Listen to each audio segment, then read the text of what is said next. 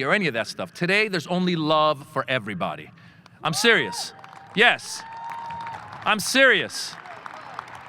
Listen, even if you voted for Trump, we still love you. We do. Listen, I know immigrants that voted for Trump. Yes, I have immigrant friends who voted for Trump because they wanted fewer taxes. They ended up with fewer relatives. But still, things happen. Things happen. Speaking of Trump, if you're thinking of committing a federal crime, this weekend would be a good time to do it because he just fired the head of the FBI. Jim Comey, yeah. Easy Comey, easy go me. Trump keeps firing people. Can someone let him know he's no longer on The Apprentice? Okay, enough Trump stuff. Let's get serious. Guys, let me start by saying, and I know this is being live streamed as well, so let me tell the world, immigrants love America, all right? We love America. We run away from strife and conflict and poverty to come here for a better life. As cliche as it might sound, America is still the land of opportunity where anyone can become anything.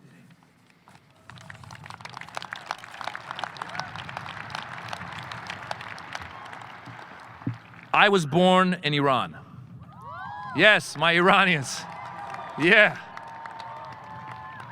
At the age of 6, my family was forced to flee the Iranian Revolution, and we came to America. Today, I stand in front of you giving the commencement speech at one of the top universities in America, if not the world. I am the American dream.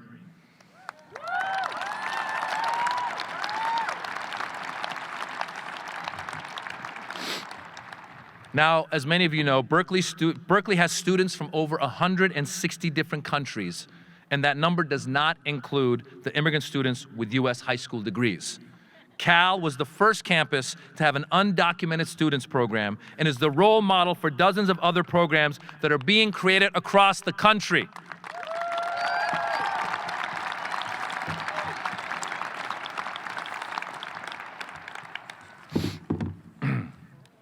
I know that many of you are first-generation Americans, or your parents are first-generation Americans.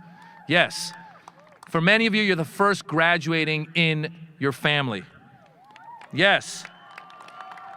Guys, your parents have sacrificed so much. They've fled war and revolution and worked hard and swallowed their pride to get you here today. We have an amazing mix with us today. I know, for example, we've got Mexican Americans. Let me hear Mexican Americans. Let me hear Mexican. Yes. Yes. We've got Indian Americans. Indian Americans. Let me hear Indian Americans. Yes. Chinese Americans. Chinese Americans. Iranian Americans. Syrian Americans. Yes, let me keep it going. What else do we have? Just yell what you have. Lebanese Americans. Where are you from? There we go. We got his, he brought his flag. He brought his flag. There we go. We have Vietnamese Americans. Armenian Americans. Give it up for wherever you're from. Give it up. Give it up. Colombian Americans. Yes. Palestinian Americans. Yes. Iraqi Americans. Guys, this is a beautiful mix of people. Let's keep it going. Where's my Native Americans? Native Americans?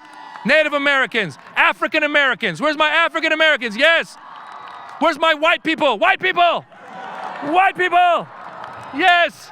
We love you, white people. White people, you're the rice and we are the spice. Yes.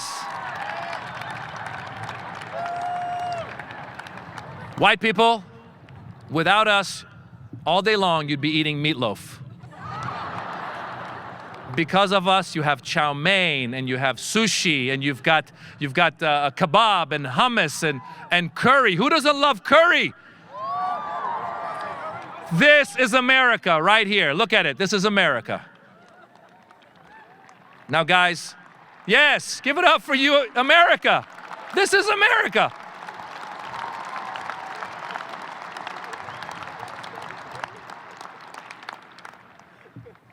Guys, my parents came to America and they brought us in late 1978. They were in the middle of their lives back in Iran, but they had to leave their home and bring the kids and work. and they had to come to a foreign land. But back then, in late 1978, America welcomed us. But then things changed quickly when Iranians took Americans hostage in Iran. And suddenly, we started getting blamed for the actions of a government that we had fled and that we opposed. Yes, things turned ugly when that anti-immigrant sentiment started coming home and hitting close to home. When I would be in the 4th grade and I would have older kids call me an effing Iranian. Other Iranians were being beaten up and shot at just for being Iranian in America. Unfortunately, this has been a part of American history for other communities as well. As we all know, Japanese Americans during World War II were put into internment camps for the actions of the Japanese government. More recently, after September 11th, Indian Sikhs were shot and killed just because they wore turbans. Even more recently, just this past year in Kansas, a man went and shot 2 Indians and then went and claimed that he had shot 2 Iranians. Our own president fans this anti-immigrant flame by calling Mexicans rapists and drug dealers and by clumping in Syrian refugees with ISIS, even though they're fleeing ISIS.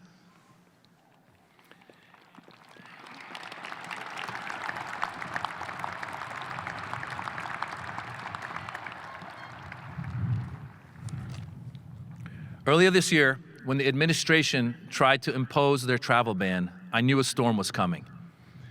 The travel ban was sold as a way to keep terrorists out of America and to keep America safe. However, none of the countries that were in the travel ban had committed an act of terror in America. Again, people who had done nothing wrong were being blamed. I heard a lot of the real stories of what was happening. I heard of an elderly couple who had flown to America, to Los Angeles, with a visa to come see their son. And once they landed, they were coaxed into signing a piece of paper that revoked their visa. They were put back on an airplane and sent back to Iran. I heard of another Iranian man in Norway who had gotten a visa to come see his father who was sick and basically on his deathbed, and his visa was revoked. I heard of a Syrian refugee family who had been living in the Middle East in a refugee camp, had been vetted after several years, told they could come to America, sold all of their belongings, and then told they can't come to America. This travel ban was not keeping America safe. It was tearing families apart and ruining lives.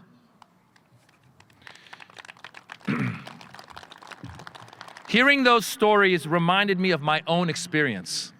What would have happened if on December 5th, 1978, when I came here with my family, they put us back on a plane and sent us back to Iran? What kind of psychological damage would that have done to me and my family if we had to be sent back into a revolution that we were fleeing? Imagine your own parents and your own grandparents. What would have happened if when they landed in America, they were sent back? How would that have changed your destiny? Immigrants and refugees are not just numbers. They are people coming to America for a better life.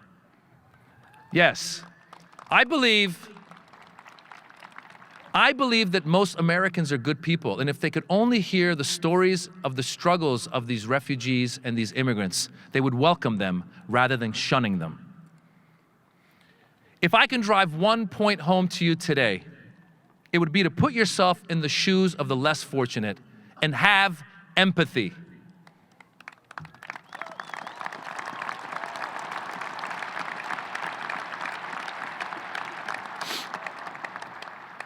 You are blessed to be graduating from one of the top institutions in the world. Not everyone has that opportunity. So when you come across others in America or around the world who are less fortunate than you, be open to them and try to understand their experiences. Try to help them if you can. Always fight for the underdog. One of the coolest things I saw when I went to a protest at LAX against the travel ban was the group of lawyers who'd shown up and were waiting for people to arrive so they could volunteer their services to help them. Be that lawyer.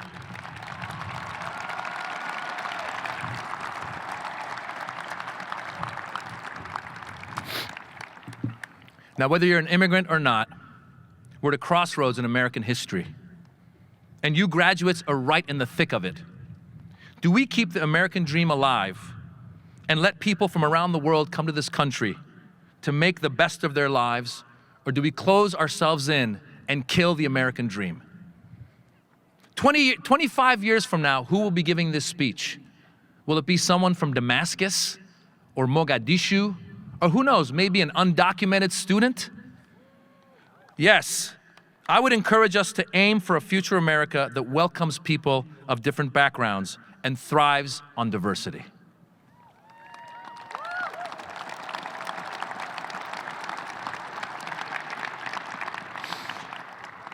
Now, since we're at Berkeley, I have to talk about another topic as well, and that is free speech. I'll keep it brief.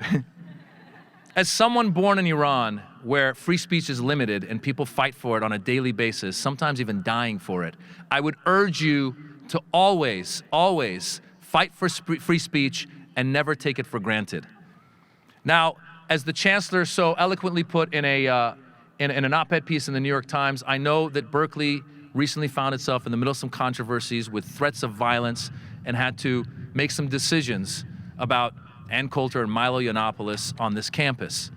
Let me tell you, in preparing for this section of the speech, I actually had to go back and read some of the writings of Ann Coulter and Milo Yiannopoulos.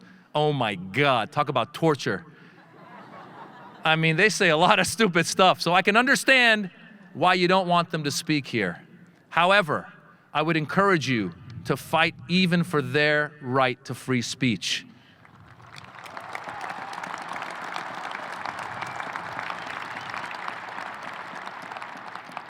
I know that's not a popular thing to say at Cal, but I really feel that's a conversation we should have. And I also feel that if we let them speak, eventually they will hang themselves with their own words.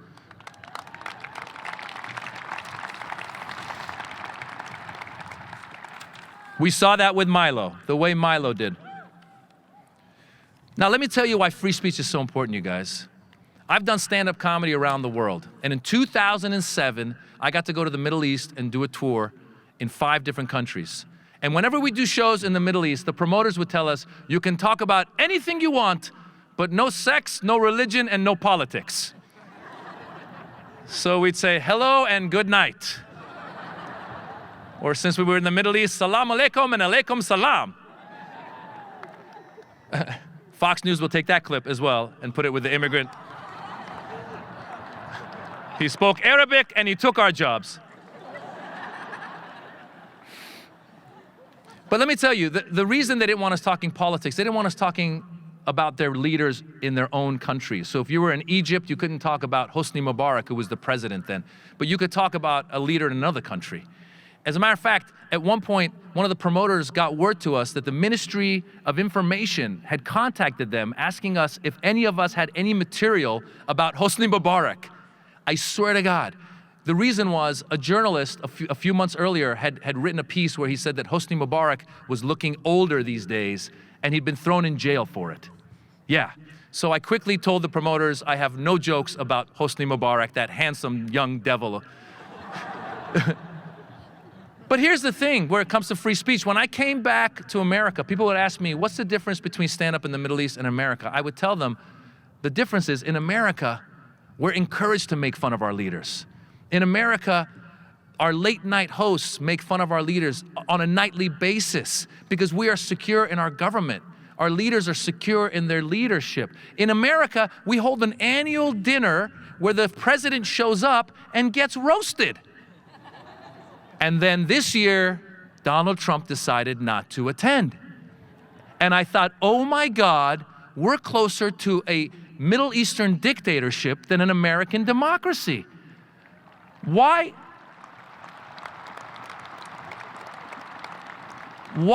is President Trump afraid of being made fun of? Is he not secure in his leadership? Why is it that every time there's a piece of news about him that he doesn't like, he calls it fake news? These are tactics that a Middle Eastern dictator